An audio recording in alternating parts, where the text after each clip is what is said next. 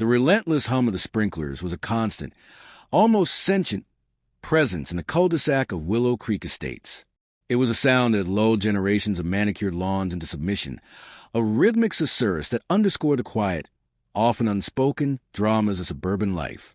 For Eleanor Vance, the president of the Willow Creek Estates Homeowners Association, the sprinklers were less a lullaby and more a battle hymn, a constant reminder of the meticulously maintained order she strived to uphold. Eleanor, a woman whose life was as precisely clipped as the boxwoods lining her driveway, viewed the HOA not as a burden, but as a sacred duty. Willow Creek, with its uniform bay facades and perfectly spaced rose bushes, was her masterpiece, a testament to the power of collective conformity. She believed in the sanctity of the architectural guidelines, the imperative of weed-free flower beds, and the undeniable truth that a row basketball hoop was an affront to civilized living. Her adversary, though he would have vehemently denied the title, was Arthur Finch, a retired professor of comparative literature who had moved into Willow Creek 3 years prior. Arthur, a man whose wardrobe consisted primarily of faded corduroy and whose garden was a chaotic riot of wildflowers, represented everything Eleanor despised. He was a nonconformist, a free spirit, a walking, talking violation of every rule in the HOA handbook. The first skirmish had been over Arthur's mailbox. He had, in a fit of whimsical rebellion, painted his mailbox a vibrant shade of turquoise, a color that Eleanor deemed garish and inappropriate for a community of this caliber. The official letter, typed in Eleanor's most formal font, had arrived within days, citing Article 7, Section 3, Subsection B, which clearly stated that mailboxes must be neutral tones, preferably beige or off-white. Arthur, in response, had sent Eleanor a postcard featuring a flock of flamingos with a handwritten message. Perhaps a touch of color would brighten your day? This was, in Eleanor's estimation, an act of open warfare. The mailbox incident was merely the opening salvo in a long and increasingly bizarre campaign. Arthur's next transgression involved his lawn.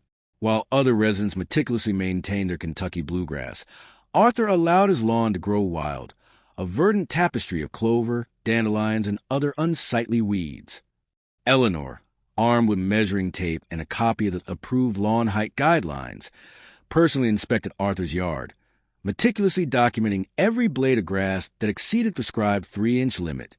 Arthur, in his defense, argued that his lawn was a biodiversity hotspot, a haven for bees and butterflies. He even erected a small sign that read, "Pollinator Sanctuary," which Eleanor promptly deemed a non-permitted signage violation. The battle lines were drawn. Eleanor, with her unwavering dedication to the rules, and Arthur, with his stubborn refusal to conform, became the focal points of Willow Creek's simmering tensions. The residents, caught in the crossfire, were divided.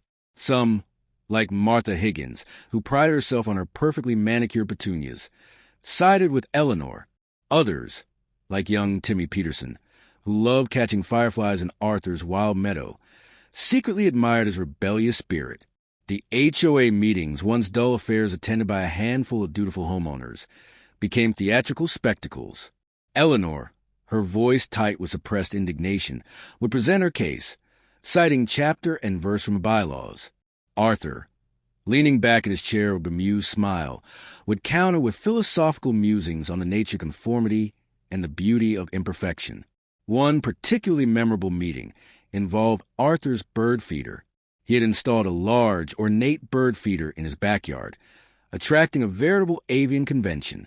Eleanor, however, argued that the feeder was a nuisance, citing the excessive droppings and the unacceptable noise levels of the visiting birds. Arthur, in response, produced a recording of birdsong, which he played at full volume, arguing that it was far more soothing than the incessant drone of lawnmowers. The meeting descended into chaos, with Martha Higgins shouting about the disgusting mess on her patio furniture, and Timmy Peterson clapping his hands in delight at the sound of the birds. The escalating conflict began to affect the very fabric of Willow Creek. The once harmonious community was now a battleground of whispered accusations and passive-aggressive lawn decorations. Eleanor's allies erected signs proclaiming Willow Creek, where order matters, while Arthur's supporters countered with banners that read, "Embrace the Wild." One sweltering summer afternoon, the conflict reached its zenith. Eleanor, acting on an anonymous tip, discovered that Arthur had installed a small, solar-powered fountain in his backyard.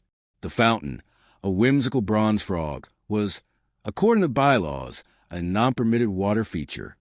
Eleanor, her face flushed with righteous indignation, marched to Arthur's house, armed with a cease and desist letter and a camera to document the offending object. As she approached the backyard, she heard the gentle trickle of water and the chirping of birds. Arthur was sitting in a lawn chair, a book open on his lap, a glass of iced tea beside him.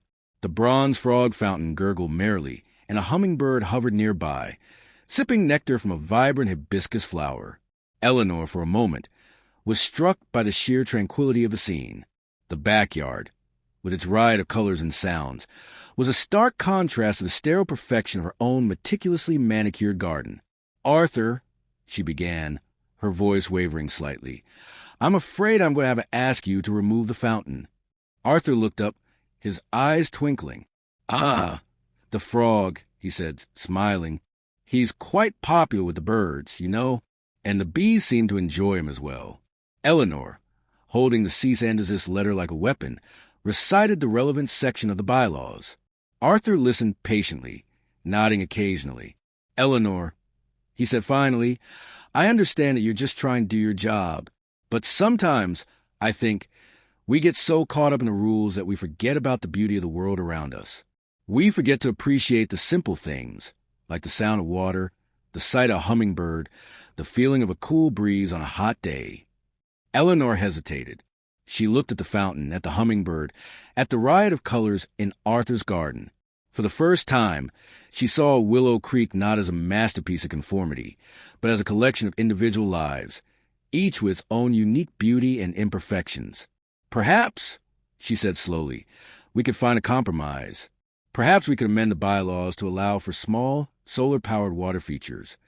Arthur smiled. "That sounds like a splendid idea," he said. "Perhaps we could also consider allowing a few more wildflowers in the lawns." Eleanor, to her own surprise, found herself smiling back. "Perhaps," she said. The truce, though fragile, marked a turning point in Willow Creek. The HOA meetings, while still contentious, became less about rigid enforcement and more about finding common ground. Eleanor, while still a stickler for the rules, began to appreciate the value of flexibility. Arthur, while still a nonconformist, learned to temper his rebellion with a touch of diplomacy.